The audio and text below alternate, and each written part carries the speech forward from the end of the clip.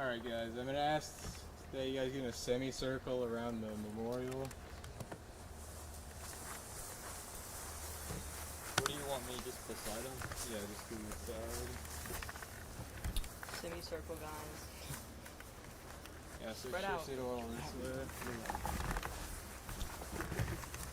Spread out, you guys don't have to be short and short.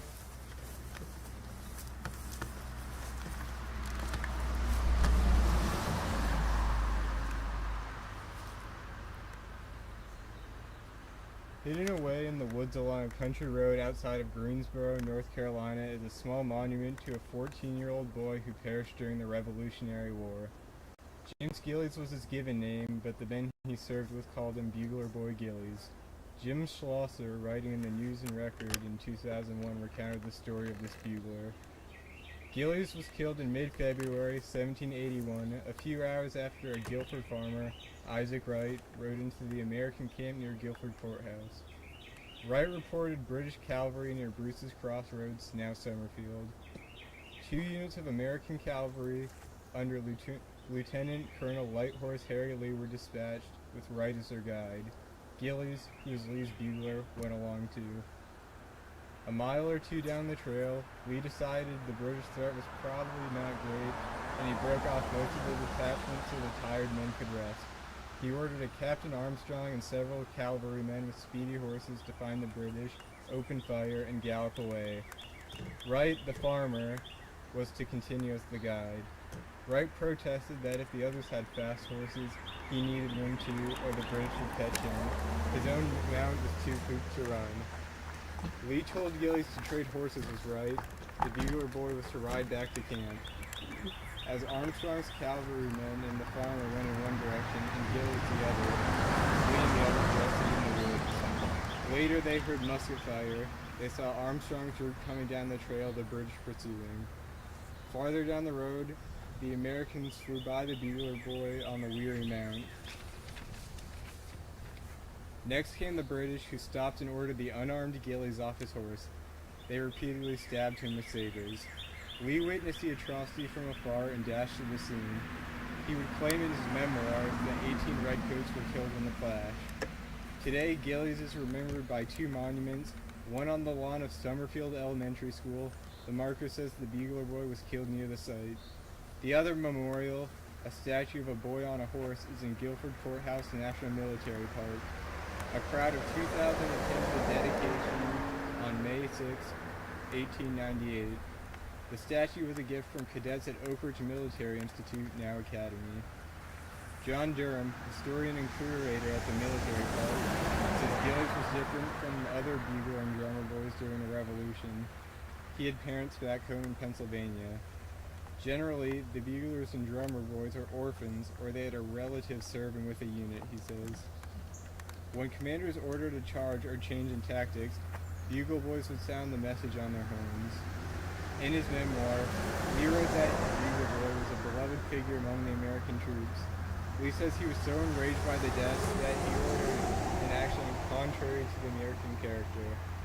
The British captain present at Gillies' slaying escaped into the woods when Lee's unit arrived.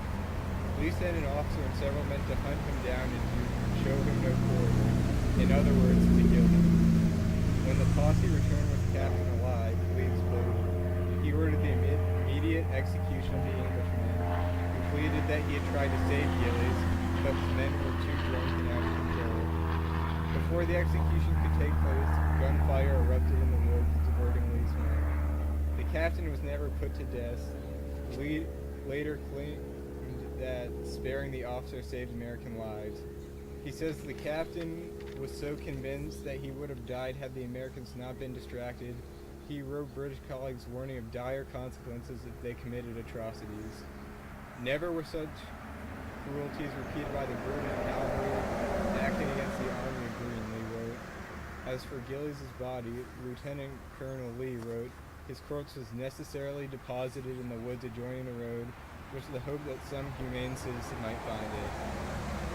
Hidden away in the woods along a country road outside of Greensboro, North Carolina, is a small monument that marks where James Gillies' bugler went silent forever, and where his body was placed before local citizens found him and buried him in a private cemetery in Summerfield. Of the few who knew of this monument are the boys of Scout BSA Troop 600. They meet every Monday night at Oak Ridge Presbyterian Church adjacent to the woods where Gillies is slain. By tradition, each year during important national holidays, those scouts who are 14 years old march to the monument with an older scout and a bugler. There they place a small American flag, read aloud the story of one of the youngest patriots to die in the Revolutionary War, and quietly salute as taps are played.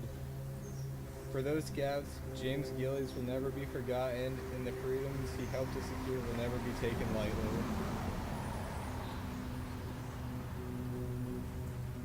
Alright, now I'm going to ask each of you one by one to place your flag in the memorial.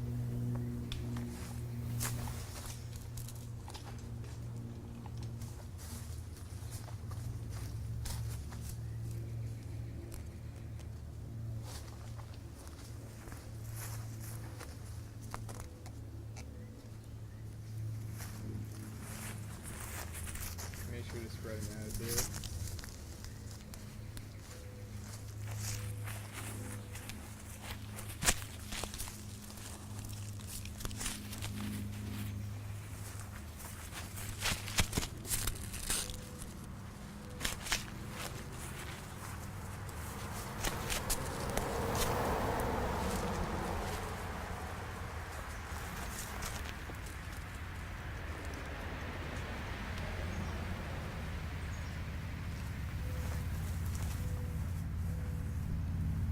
Our bugler is going to play taps. Scout salutes.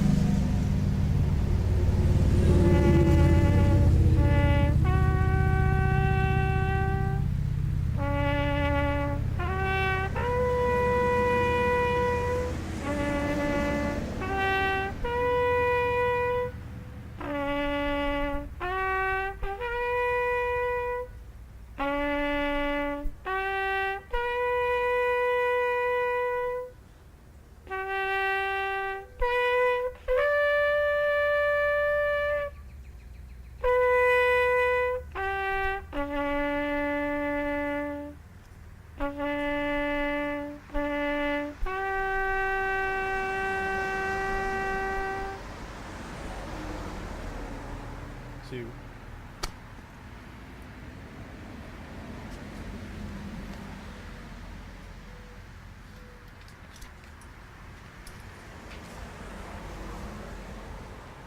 Yeah, I think that's it.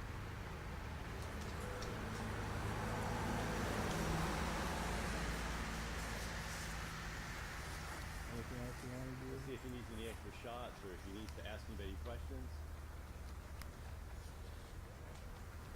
At this moment, you guys can just stay still just for a second while I get some shots. So if you Okay. guys are doing the next time, I'll put it back in position.